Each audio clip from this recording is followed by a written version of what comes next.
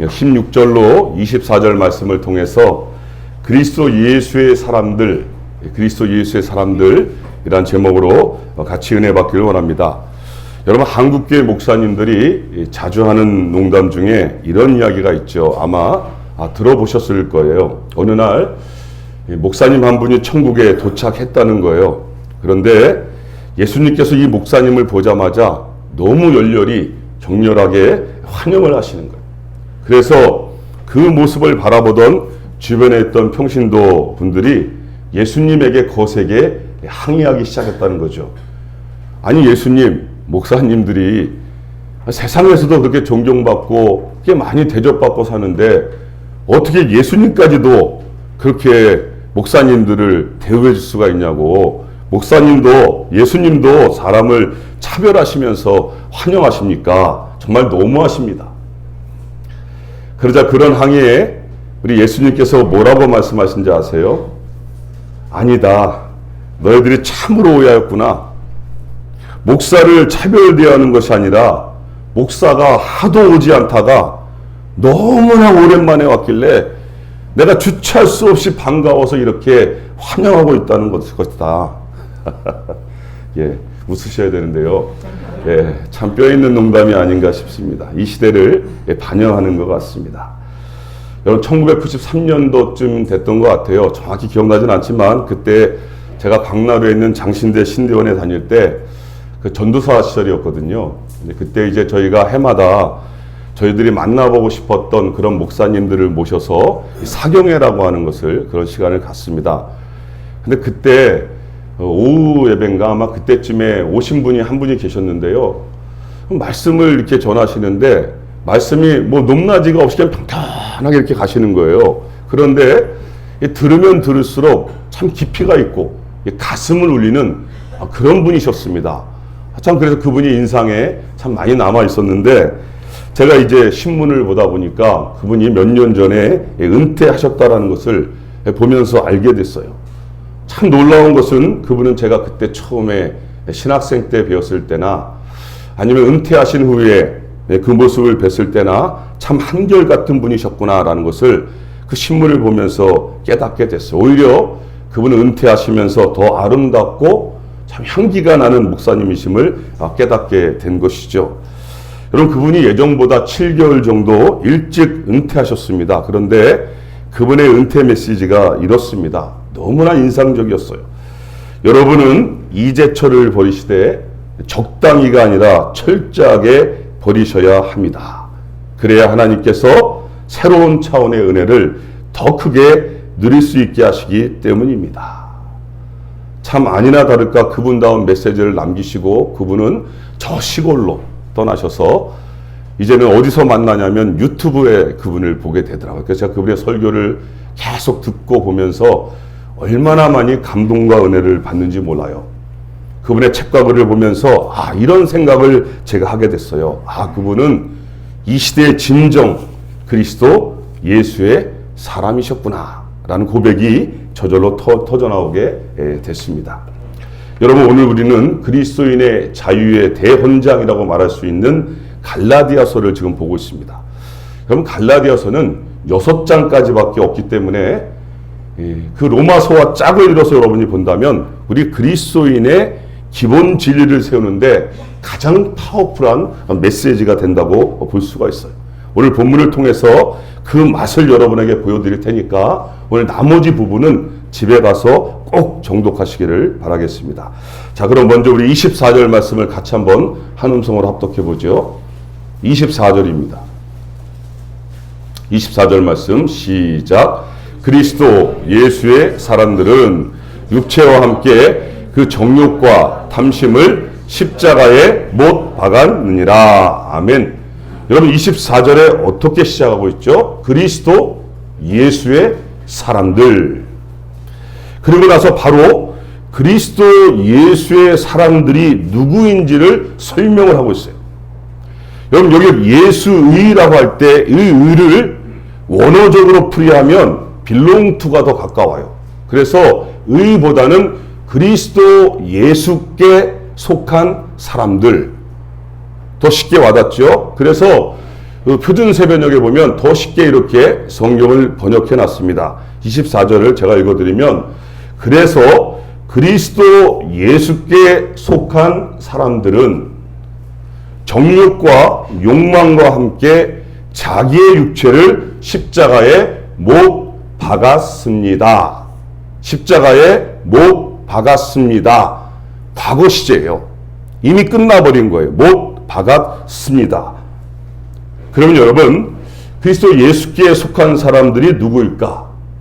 또 어떻게 우리가 그리스도 예수께 속한 사람들이 될 수 있을까? 오늘 그것이 무엇인지를 이 갈라디아서를 통해서 사도 바울이 계속해서 우리에게 지금 강조하고 또 강조하고 있는 거예요. 어떻게 그리스도 예수께 속한 사람들이 될 수 있을까? 여러분, 그 길은 한 가지밖에 없다는 것을 보여주고 있죠. 그 길이 무엇인가? 바로 예수 그리스도를 믿음으로써만 가능하다는 거죠. 예수 그리스도를 믿음으로써만 우리는 그리스도 예수께 속한 사람들이 될 수 있다는 것을 사도 바울이 우리에게 가르쳐 주는 거예요. 그것을 다른 말로 표현하면 예수 그리스도를 믿음으로써 의롭게 되어졌다. 이신칭의라고 그러죠. 예수 그리스도를 믿음으로써만 구원을 받는다. 예수 그리스도를 믿음으로써만 하나님의 자녀가 된다. 이렇게 다양하게 표현할 수 있는 거죠. 그러나 여러분, 그 이유가 뭐라고요? 그 이유는 한 가지밖에 없다는 거죠. 바로 예수 그리스도를 믿음으로써만 가능하다라는 것입니다. 여러분, 이것이 우리가 믿고 있는 이 기독교의 핵심 기본 진리예요. 여기에다가 다른 것을 첨가하면 그것을 다른 복음이다, 이단이다, 사이비다라고 말하는 거예요. 여러분, 아무리 이슬람권에서 알라가 하나님이라고 얘기해도 그들이 말하는 하나님과 우리가 말하는 하나님은 다른 거예요. 여러분, 아무리 힌두교권에서 자기들이 예수님을 믿는다 그러고 예수님도 신으로 섬긴다 그래도 그들이 말하는 하나님과 우리가 말하는 하나님은 분명히 다른 거예요. 우리가 믿고 있는 하나님은 성부, 성자, 성령, 성삼위 하나님이신 줄 믿습니다. 그들에게는 그런 개념이 없어요. 삼위일체 개념이 없기 때문에 다른 거예요. 여러분, 그러면 예수 그리스도를 믿음으로 그리스도 예수께 속한 사람들이 우리가 되었다면 그럼 무슨 변화가 있어야 될 거 아니에요. 우리가 예수님께 속한 사람이 되었다면 우리의 삶에 우리에게 가장 큰 변화가 일어나는데 그것이 무엇일까? 여러분, 그것은 나의 의지에 상관없이, 또 다른 말로 하면 내가 알든 내가 모르든 이제는 성령님께서 영원토록 우리와 함께 하신다는 것, 이것이 변화예요. 왜냐하면 우리가 예수 그리스도를 믿는다는 것 자체가 성령님의 도우심 없이는 이루어질 수가 없는 거예요. 여러분, 짧은 문장 같죠? 내가 예수님을 믿습니다. 내가 죄인입니다. 이 짧은 문장 같지만 이 문장이 정말 중심에서 고백되어지려면 성경으로 본다면 성령님의 도움 없이는 불가능한 거예요. 그래서 위대한 고백이 되는 거예요. 고린도전서 12장 3절에 보면 누구든지 성령으로 아니하고는 예수님을 나의 주님이라고 고백할 수 없다라고 확정 지어주고 있거든요. 그 말은 우리가 예수님을 믿음으로 고백했다는 것은 누가 도우신 거예요? 성령님이 도우신 거죠. 그분의 도우심으로 지금 우리가 예수님을 믿고 이 자리에 있게 된 줄로 믿습니다. 여러분, 이렇게 생각하면 이해하기 쉬울 거예요. 우리 자녀들이 아무리 우리 보고 당신은 우리의 부모가 아닙니다, 저 다리 밑에서 저희를 주워왔습니다, 여러분, 그들이 의지적으로 말하든 또 무의식적으로 말하든 그들의 의지와 그들의 생각에 상관없이 변하지 않는 팩트가 있잖아요. 그 사실이 있잖아요. 그게 뭡니까? 우리가 우리 자녀들의 부모라는 사실. 비록 그들이 모른다 할지라도, 알지 못한다 할지라도, 거부한다 할지라도 우리가 그들의 부모인 것을 바꿀 수가 없는 거예요. 여러분, 제가 어느 모임에서 그 딸아이가 발표할 기회가 있었습니다. 그래서 그 발표하는 것을 바라보는데 참 이상하죠? 그 많은 학생들이 발표를 하는데 저의 눈에는 누가 들어왔겠어요? 저의 딸이 들어오죠. 왜요? 딸이니까, 자녀니까 그 아이의 표정과 손짓과 입모양과 이런 것이 다 들어오잖아요. 여러분, 하나님이 지금 우리를 그렇게 바라보신 줄로 믿습니다. 왜? 우리가 자녀니까, 사랑하니까. 여러분, 왜 이단들이 자꾸 이것을 가지고 장난을 치는지 아세요? 의심하게 만드는 것이요. 왜냐하면 원수마귀도요, 내 안에 확신이 없는 것을 아니까, 그걸 알기 때문에 그걸 가지고 계속 꼬리에 꼬리를 물고 흔들어 대는 거예요. 그런데 여러분, 우리의 생각이 중요한 게 제가 아니라 그랬어요. 내가 알고 모르고에 달려있는 것도 아니라 그랬어요. 내 감정에 따라 달려있는 것은 더더욱 아닌 거죠. 예수 그리스도를 믿음으로 영접했다는 것에는 성령님께서 영원토록 우리와 함께 하신다는 엄청난 신비가 그 안에 들어있는 거죠. 여러분, 사람들은 어떻습니까? 많이 경험했잖아요. 마음에 안 들면 우리는 수시로 배신해요. 서로가 서로에게 상처도 줘요. 아픔도 줍니다.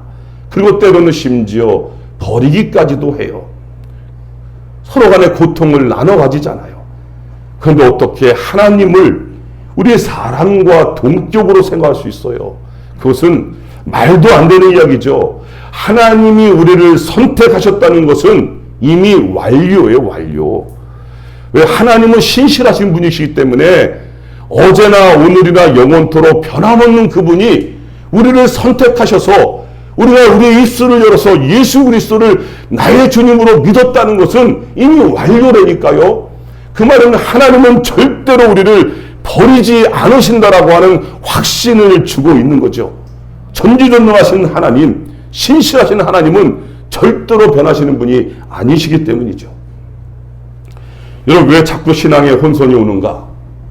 그 얼마 되지도 않는 우리의 생각과 또 우리의 지혜 속에 자꾸만 하나님을 집어넣으려고 하니까 됩니까? 안 되잖아요. 우리가 어떻게 하나님을 100% 이해할 수 있어요? 그 자체가 모순이죠. 여러분, 여기 컵이 있는데 이 컵 뭐 작잖아요. 누가 여기에다가 축구공을 집어넣는다고 한번 생각을 해보세요. 여러분, 뭐라 그러겠습니까? 우스꽝스럽잖아요. 여기다가 축구공, 아니다, 나는 넣을 수 있다. I can do, you can do, we can do. 우리는 여기다 축구공 넣을 수 있다. 아무리 해본들 들어갑니까? 안 되는 거잖아요. 그죠? 어떻게 우리의 작은 지혜 속에 하나님을 담을 수 있겠어요? 우리는 하나님께서 우리에게 보여주시는 만큼만 하나님을 알고 깨달을 수밖에 없는 존재죠. 그런데도 자꾸만 내 생각에 안 맞으면 나를 돌아봐야 되는데 자꾸만 하나님이 틀렸대. 하나님 왜 이러시냐고. 하나님 왜 자꾸 나한테 이러시냐고. 자신을 돌아보면서 하나님 앞에 엎드리는 시간을 가져야 되는데 자꾸만 하나님을 향하여 원망하고 불평하고 이렇게 가면 안 되는 거잖아요. 그죠? 여러분, 이제 확실히 아시겠습니까? 누가 그리스도 예수께 속한 사람들이라고요? 그리고 그리스도 예수께 속한 사람들의 가장 큰 변화가 무엇인지 아셨죠? 영원토록 성령님께서 함께 하시는 사람들이 됐어요. 이것이 가장 큰 변화라고 말씀드렸습니다. 그러면 이제 여러분, 그리스도 예수께 속한 사람들, 다시 말해서 성령님께서 영원토록 함께 하시는 사람들에게 그러면 어떤 일이 완료된 것인가? 어떤 일이 완료된 것인가? 우리 24절 말씀 다시 한번 한 음성으로 합독해 볼까요? 24절입니다. 네, 시작.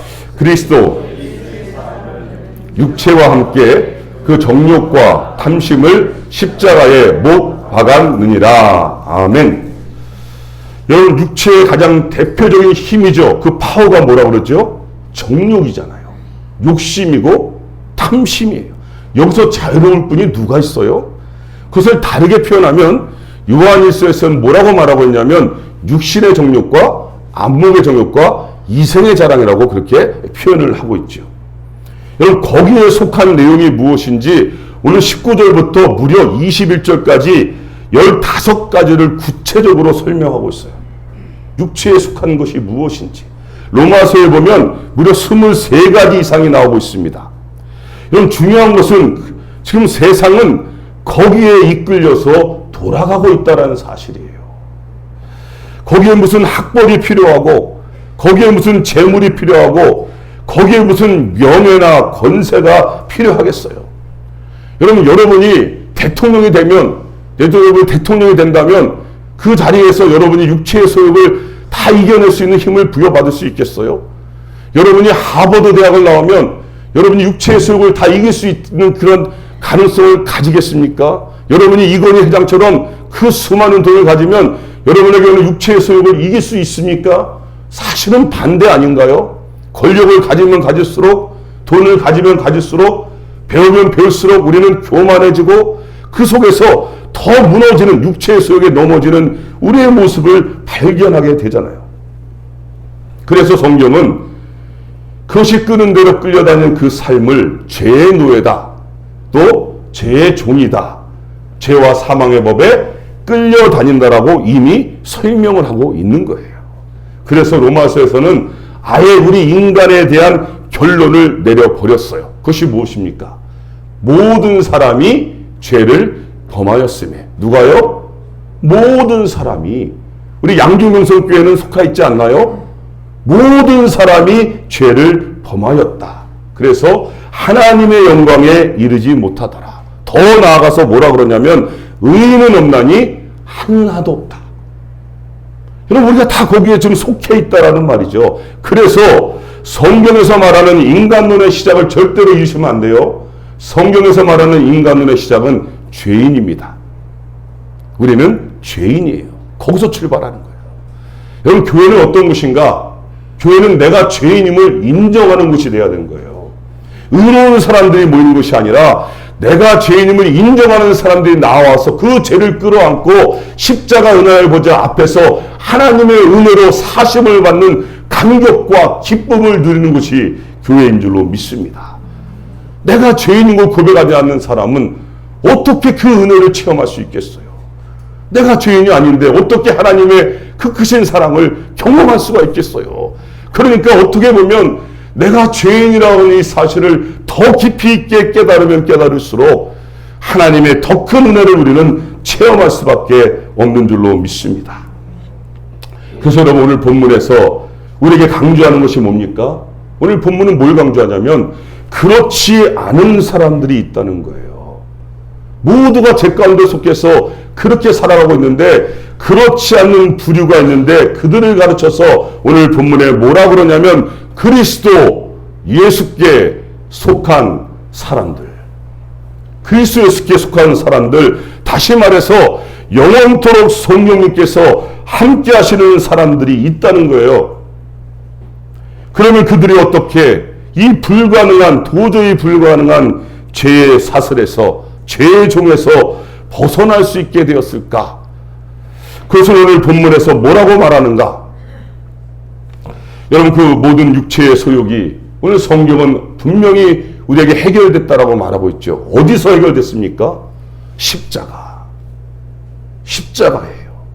다른 데서 해결된 것이 아니라 십자가에서 해결됐다라고 강력하게 우리에게 메시지를 던져주고 있는 거예요. 그 십자가에서 우리 주님께서 못 박히실 때 우리의 그 모든 더러운 죄와 사망의 법이 주님과 함께 십자가에 못 박혀 버린 것입니다. 그래서 과거 시제를 쓰고 있는 거예요.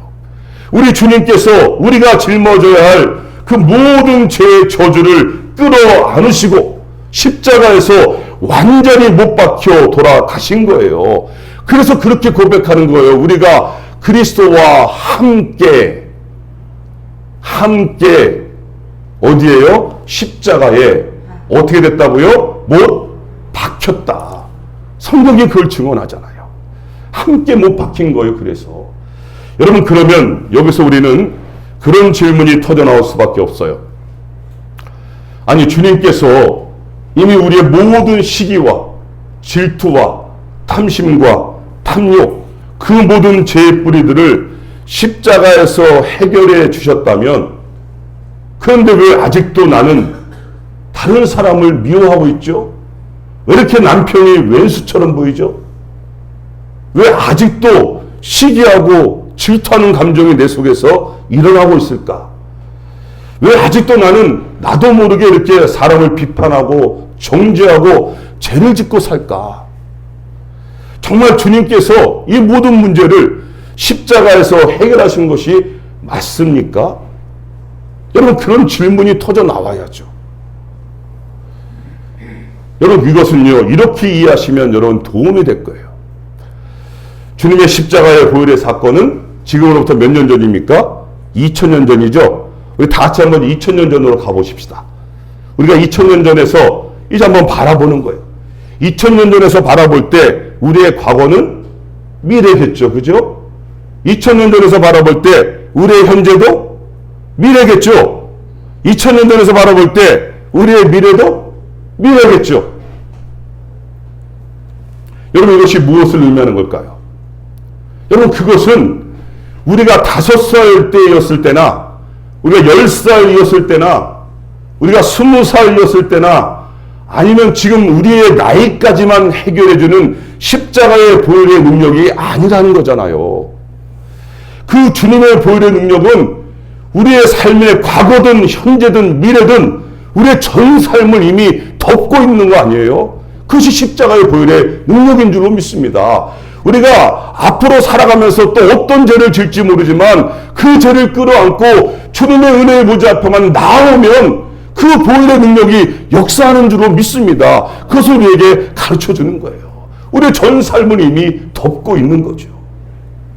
그렇기 때문에 그런 우리를 가르쳐서 그리스도 예수께 속해 있는 사람들이라고 말하는 거예요. 우리의 신앙의 선배들이 그것 때문에 그 어려운 고통 속에서도 그거 붙잡고 믿음으로 승리하며 살아간 거예요. 그런 의미에서는 이미 완성됐다. 영어로는 already라는 단어를 거기서 그렇게 쓰고 있는 거예요. 이미 완성된 거예요. 그런데 우리가 아직 이 땅을 사는 동안에 뭘 입고 있어요? 육신의 옷을 입고 살아가잖아요. 그리고 끊임없이 우리를 유혹하고 넘어뜨리는 누가 있어요? 원수마귀가 진짜로 있잖아요. 얼마나 우리를 우는 사자같이 삼키려고 넘어뜨리려고 하고 있어요. 여러분, 그래서 지금 우리의 상태를 이렇게 보시면 돼요. 어거스틴이 그거를 이렇게 풀었어요. 첫사람 아담과 하와의 타락 이후에는 그때 우리의 상태는 우리 모두가 죄를 지을 수밖에 없는 상태다. 그죠? 아담과 하와의 타락 이후에는 우리 모두가 죄를 지을 수밖에 없는 상태였어요. 그런데 예수 그리스도를 믿음으로 말미암아 그리스도께 속한 사람들은 이제 어떻게 변화됐다고요? 죄를 짓지 않을 가능성을 가진 사람들이 되었다. 이제는 여러분 매번 넘어지지 않잖아요. 매번 화내지 않잖아요. 매번 뭐 그렇게 유혹에 넘어가지 않잖아요. 예수님의 이름을 부를 때, 그분의 이름을 붙잡을 때, 십자가의 능력을 붙잡을 때 이길 때도 있잖아요. 그죠? 이제 우리 그런 가능성을 가진 자들로 바뀌었다라고 어거스틴이 정확하게 설명을 하더라고요. 여러분, 그럼 어떻게 그리스도 예수의 사람들이 죄에서 구체적으로 승리할 수 있을까?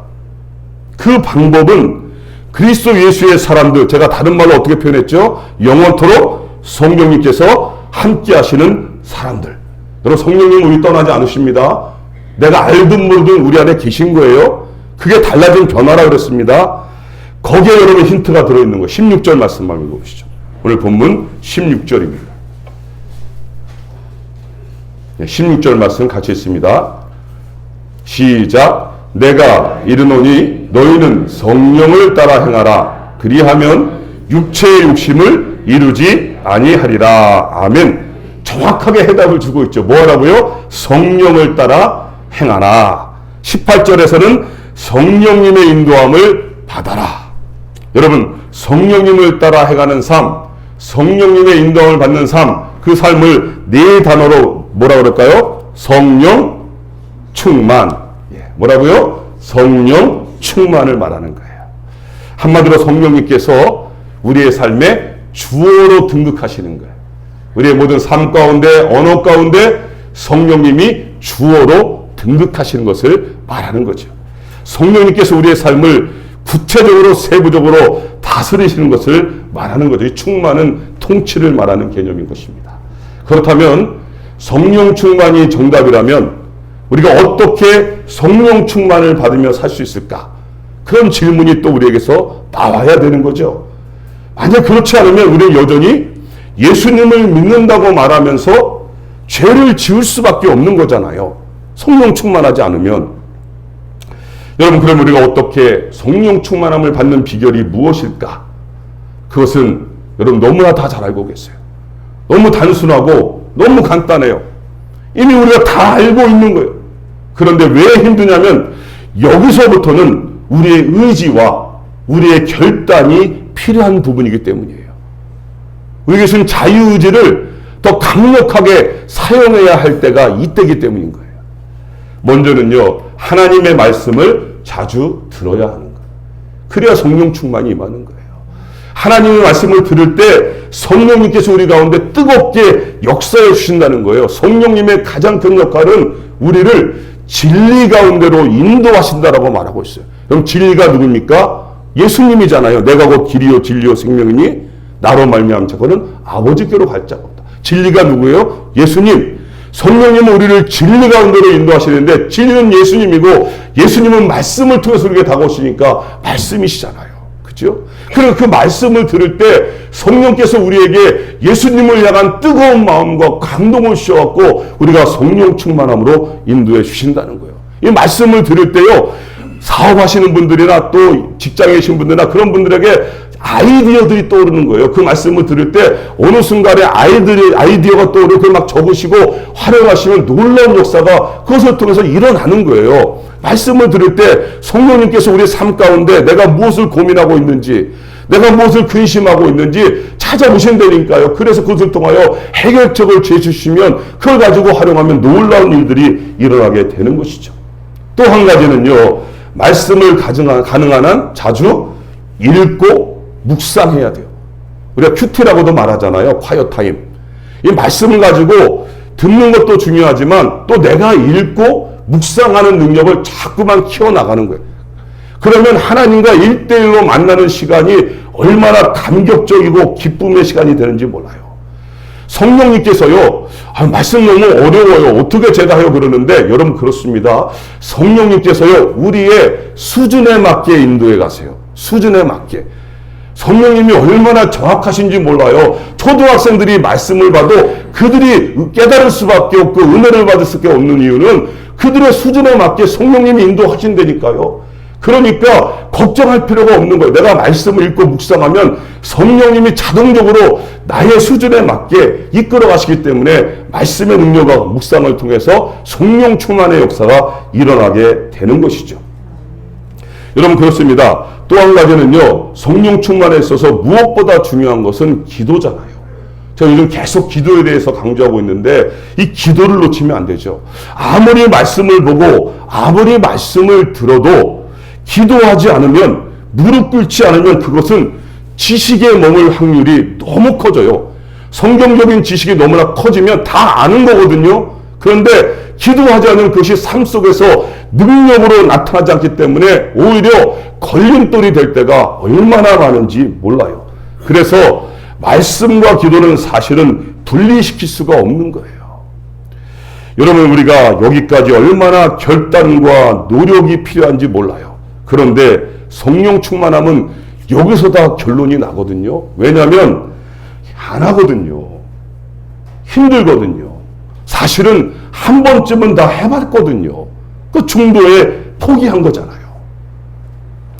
여러분 처음 교회인 초대교회에 성령 충만이 이루어졌잖아요. 그 사도행전의 역사를 보면 초대교회 처음 교회에 성령 충만이 일어났는데 언제 어떻게 이루어졌습니까? 그 비결은요 너무나 단순했어요. 사도행전 1장 14절을 보면 예수님의 제자들을 포함한 120명이 중요한 단어입니다. 날마다 다락방에 모여서, 다락방은 교회라고도 할 수 있잖아요. 날마다 다락방에 모여서 더불어 마음을 같이하여 오로지 기도에 힘썼다. 여러분 이 시대에 우리가 잃어버린 게 이거예요. 다른 거 잃어버린 게 아니라 정말 날마다 주님의 전에 모여서 합심하여 하나님의 나라와 하나님의 영광과 하나님의 부흥을 위해서 기도하는 그 열정을 다 잃어버렸어요. 한국교회가. 그러다 보니까 당연히 성령 충만함의 역사가, 부흥의 역사가 일어날 수가 없는 거죠. 정말로 우리가 이 시대에 하나님의 부흥을 사모한다면 다른 거로 가면 안 돼요. 교회학적인 방법이 중요한 게 아니라 하나님의 말씀을 붙잡고 날마다 마음을 같이하여 다락방에 교회에 모여서 그 뜻을 가지고 하나님 앞에 정말로 자복하고 통회하며 기도하면 거기에 성령 충만의 역사가 일어나게 될 줄로 믿습니다. 그럼 또 한 가지는요, 예배를 사모하라는 거죠. 왜 예배를 통하여 성령 충만함이 임할 수밖에 없냐면, 여러분 예배의 주인공이 누구세요? 성령님이시기 때문이에요. 여러분 교회의 시작은요, 성령님과 함께 태동된 거예요. 교회는 성령님과 함께 하나님께서 일으켜 세우셨잖아요. 그렇기 때문에 예배를 통해서 예배 속에는 말씀이 있죠, 기도가 있죠, 찬송이 있죠, 다 있잖아요. 그러니 예배 속에는 성령 충만함이 임할 수밖에 없는 거잖아요. 그래서 여러분이 어떠한 문제와 고통과 아픔을 가지고 왔든지 간에 예배를 드리고 나가실 때는 하나님의 은혜와 감동으로 성령의 충만함으로 희망과 소망을 가지고 나가셔야 되는 거예요. 그게 없으면 죄송합니다. 생각해 보셔야 되는 거예요. 우리 교회가 제대로 가고 있는지, 그런 감동과 은혜가 없다면 분명히 문제가 있는 거예요. 성령님께서 여러분을 너무나 주의 있게 보고 계시고 사랑하시기 때문에 분명히 예배를 통하여 만나실 줄로 믿습니다. 여러분 마지막으로 성령 충만함의 비결은 복음을 전할 때 옵니다. 복음을 전할 때. 근데 이것은 사실 감추어져 있는 거예요. 사실 많은 분들이 이걸 몰라요. 그냥 복음을 너무 단순하게 생각하고 있는데 이것은 정말 비밀이에요. 그래서 이것만큼 힘든 것도 없어요. 왜냐하면 복음 전파는 직접 생명을 살리는 일과 연관되어져 있기 때문이에요. 그러다 보니까 이것만큼 방해가 심한 것도 없어요. 여러분 한번 우리 교회가 합심해서 기도하고 복음을 전하고 뭐 단기 선교를 가고 이런 걸 하려고 해보세요. 갑자기 어떤 문제들이 엄청나게 터져올 거예요. 그만큼 방해가 심한 게 복음을 전파하는 일인 거예요. 원수마귀가 제일 싫어하는 게 이거거든요. 교회 가라, 뭐 예배는 드려라, 그러나 복음은 전하지 말라는 거예요. 그렇게 철저하게 가로막고 있거든요. 그런데 여러분 이걸 뚫고, 이게 브레이크라고 그러잖아요. 이거 뚫고 나가면 거기에는 하나님의 놀라운 은혜가 임한다는 거거든요. 하나님의 역사가 임하는 거예요. 여러분이 복음을 전할 때 우리가 가지고 있던 문제들은요, 자동으로 해결시켜 주세요. 그런 문제를 너무나 많이 봤습니다. 여러분 청년들 데리고 오지의 복음을 전하며 다닐 때마다 그런 생각을 해봤어요. 이 청년들이 그 시간을 할애해서 뭐 일주일씩, 2주일씩 그 돈까지 다 할애해서 그 오지에 와서 복음을 전하는데 뭐가 있겠어요? 아무것도 없잖아요. 열악하잖아요. 그런데 그곳에 와서 주님을 사랑하는 그 마음 하나 가지고 복음을 전하고 예수님의 사랑을 나눌 때요, 성령님께서 그들을 강력하게 만나시는 거예요. 만지시는 거예요. 그들이 복음을 전하러 온 게 아니라 하나님의 은혜와 감동 속에 빠져들게 하시더라고요. 그래서 그 능력과 그 힘으로 다시 살아갈 힘을 주님이 공급시켜 주시더라고요. 그렇기 때문에 교회는요, 복음을 전하는 그 일을 절대로 놓쳐서는 안 된다는 것이죠. 우리 양주명성교회가 이 복음이 척박한 양주 땅에 세우신 목적도 거기에 있는 줄로 믿습니다. 그렇게 주님의 일을 감당하는 교회가 되었으면 좋겠습니다. 이제 말씀을 맺어보죠. 여러분 그리스도 예수께 속한 사람들, 즉 다른 말로 성령님께서 영원토록 함께 하시는 사람들, 여러분 그들이 누구라 그랬죠? 그들이 바로 우리들, 그리스도인입니다. 우리들입니다. 그렇다면 이제 여러분 여기에 머물러 있어서는 절대로 안 되는 거죠. 이 상태로 머물러 있으면 이것만큼 비참한 것도 없어요. 그리스도인이라고 하는 타이틀은 달았는데 매일 죄만 짓고 살 수밖에 없는 거거든요. 그러니 얼마나 힘들어요. 고통스러울 수밖에 없죠. 고통스러운 건 당연한 거예요. 예수 믿는 사람이 술 먹고 담배 피고 방탕한 생활하면 어떻게 돼야 돼요? 고통스러워야죠. 괴로워야죠. 편안하면 안 되는 거예요. 다른 사람을 향하여 비판하고 정죄하고 분노했으면 마음이 괴로워서 죽을 것 같아야죠. 그죠? 그리스도인이라면 가만히 편안하면 안 되는 거예요. 왜? 우리 안에 성령님이 계시기 때문에 절대로 저희가 죄를 짓고 있으면 편하게 놔둘 리가 없어요. 만약에 편하고 좋다면 혹시 가짜가 아닌가? 그래서 깊이 있게 생각해 봐야 되는 거예요. 여러분 그렇습니다. 우리가 이 상태에 머물러 있으면 안 된다 그랬습니다. 이미 우리는 십자가로 승리한 우리들, 이제 우리들은 우리의 의지와 결단을 총동원해서 어디로 가야 돼요? 성령 충만함까지 나아가야 되는 거예요. 여러분 그것이 뭐라 그랬습니까? 말씀을 들어야 되는 거예요. 우리 말씀을 한 번만 듣지 마시고 어려우면 또 듣고 또 들으세요. 또 여러분이 인터넷에 보면 정말로 유명한 분들 많잖아요. 모르시면 저한테 물어보세요. 어느 목사님 말씀을 들으면 좋을까요? 그럼 제가 잘 가르쳐 드릴게요. 계속해서 말씀을 여러분 들어야 됩니다. 그리고 읽고 묵상해야 됩니다. 그리고 전심으로 기도하며 예배를 삼아야 합니다. 그리고 생명을 살리는 그 복음을 전할 때 그때 위로부터 오시는 성령으로 충만하게 될 줄로 믿습니다. 여러분 그러할 때 자연스럽게 맺어진 열매들, 그것이 오늘 본문에 소개되어 있죠. 오늘 마지막으로 그것을 읽고 마치기를 원합니다. 우리 21절 23절 말씀, 22절 23절에 어떤 열매가 맺어지는가. 우리가 그렇게 성령 충만함으로 나아갈 때 우리의 삶에 억지로가 아니라 자연스럽게 맺어지는 주님이 맺으신 열매가 있다는 거죠. 그것이 22절 23절입니다. 같이 있습니다. 시작. 오직 성령의 열매는 사랑과 희락과 화평과 오래 참음과 자비와 양선과 충성과 온유와 절제니 이 같은 것을 금지할 법이 없느니라. 아멘. 여러분 그렇게 한중한 성령 충만함으로 그리스도의 군사로서 여호와 니시의 깃발을 마음껏 휘날리며 성령의 열매의 향기를 내뿜며 살아가는 성령 충만한 일꾼들이 다 되시기를 주님의 이름으로 축복합니다. 기도하시겠습니다. 하나님 사랑합니다. 그리고 하나님 감사합니다. 하나님 아무리 생각해봐도 우리가 하나님의 자녀가 될 그리스도 예수께 속한 사람이 될 조건은 하나도 없었습니다. 오직 하나님의 은혜로 말미암아 예수 그리스도를 믿음으로 고백하여 하나님의 자녀가 되게 하시고 그리스도 예수께 속한 사람이 되게 하시고 영원토록 성령님께서 함께 하시는 사람이 되게 하셔서 이제는 하나님 어떠한 죄 가운데서도 믿음으로 승리할 수 있는 가능성을 주신 하나님 감사합니다. 십자가를 붙들 때마다 승리케 하신 주님의 능력을 보게 하시니 하나님 감사합니다. 그 성령 충만함으로 이 땅 가운데 그리스도의 향기를 마음껏 내뿜으며 살아가는 이 시대의 놀라운 주의 일꾼들 다 될 수 있도록 축복하여 주시옵소서. 예수님의 이름으로 기도드리옵나이다.